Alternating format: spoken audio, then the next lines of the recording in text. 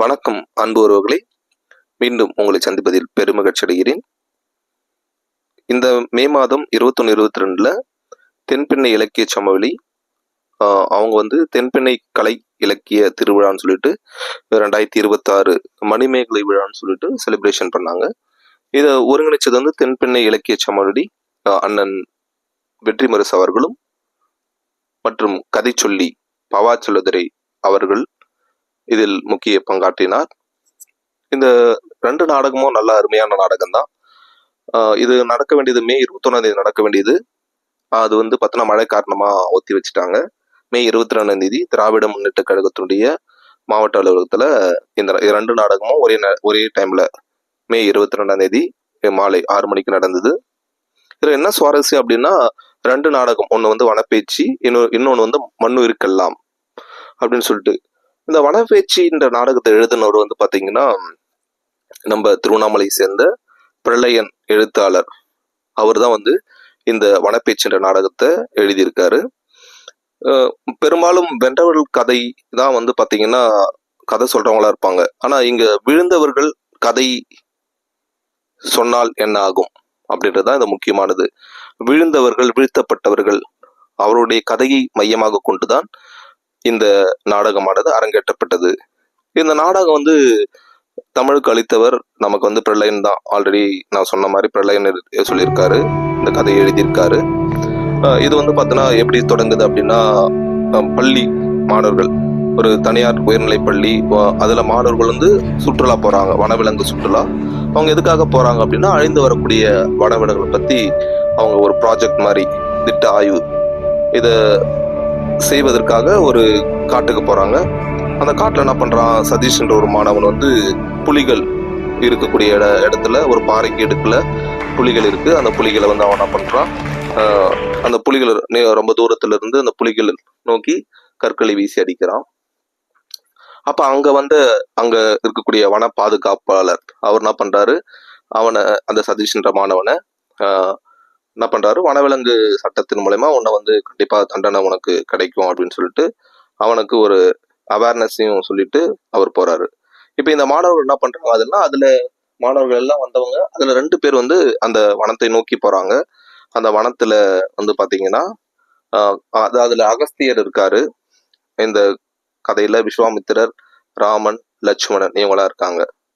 இது எப்படின்னா, மனித இனம் எப்படி காட்டை ஆக்கிரமித்தது என்பது வரலாற்றை நோக்கி நகர்கிறது. தவசிகள், முனிவர்கள், யாகம் வளர்த்தவர்கள் காட்டை எவ்வாறு அழித்தார்கள், பழங்குடிகள் இயற்கையை எப்படி இயந்து வாழ்ந்தார்கள் என்பதுதான். அப்ப வரலாற்றுல பாத்தீங்கன்னா, முனிவர்களும் தவசிகளும் யாக வளர்த்துன்ற பேர்ல அவங்க என்ன பண்றாங்க, அங்க இருக்கக்கூடிய மரங்களையும் விலங்குகளையும் அந்த யாகத்தின் வேள்வியில அவங்க என்ன பண்றாங்க, இறைவனுக்கு யாகம் வளர்க்கறன்ற பேர்ல அந்த காட்டை அழிச்சிருக்காங்க. அப்ப அங்க இருக்கக்கூடிய பழங்குடியின மக்கள் இந்த காட்டை நேசிச்சிருக்காங்க. இப்ப அவர்களுக்கும் தவசிகளுக்கும் முனிவர்களுக்கும் அங்க இருக்கக்கூடிய காட்டில் இருக்கக்கூடிய மக்கள் எப்படி காட்டை நேசித்தார்கள் என்பதை பற்றியான இந்த கதையை 2 துருவங்களா பிரிக்கலாம். ஒண்ணு தவசிகள், முனிவர்கள், இன்னொரு பக்கம் காட்டில் இருக்கக்கூடிய பழங்குடியின மக்கள். இப்ப இதுதான் இந்த சுவாரஸ்யமான கதையானது நகருது. அப்ப மாணவர்கள் என்ன பண்றாங்க, சுற்றுலா செல்லும் பொழுது வனத்தை பற்றியான சுற்றுலா. அப்ப அதுல இருந்து அந்த கதையானது மெல்ல ஆரம்பிக்குது. சரி, வனப்பேச்சியினுடைய பாத்திரம், ஒரு வனப்பேச்சி அப்படின்னு சொல்லிட்டு இந்த வனத்தை பாதுகாக்கக்கூடிய வனப்பேச்சி அவங்க யாருன்னா, முக்கியமா இந்த நாடகத்துல தாடகை, ஒரு கொடூரமான அரக்கி. அவ அரக்கியா சித்தரிக்கப்பட்டிருக்காங்க. ஆனா அவ அரக்கி கிடையாது, அந்த காட்டை பேணி காக்கும் வனப்பேச்சி. அவதான் இந்த வனத்தை பாதுகாக்கக்கூடிய வனப்பேச்சி. ஆனா இந்த கதையில அகஸ்தியர் சாபமிட்டதுனால அவளுக்கு பாத்தீங்கன்னா அரக்கியா அவளை நினைக்கிறோம். ஆனா அப்படி நடக்கல. ஆனா இவங்க யாருன்னா வனப்பேச்சி அப்படின்னு சொல்றாங்க. இதுல பாத்தீங்கன்னா சுற்றுச்சூழல் விழிப்புணர்வை பத்தி நிறைய சொல்லியிருக்காங்க. நவீன கால மனிதர்களின் பேராசை, காடழிப்பு, அணை கட்டுதல், சுரங்கம் தோண்டுதல் போன்ற செயல்களால் வனப்பேச்சின் உடும்பில் அம்பு பாய்வது போல காட்சிப்படுத்துறாங்க.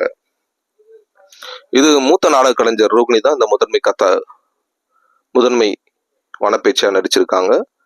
மிக கூர்மையான வசனங்கள் மூலம் நிகழ்கால சூழலியல் நெருக்கடிகளை பார்வையாளர்களுக்கு ஆழமாக உணர்த்தும் படைப்பாக இந்த வனப்பேச்சியானது நிகழ்வது. வனப்பேச்சின்றது வனத்தை பாதுகாக்கக்கூடிய ஒரு தெய்வம்.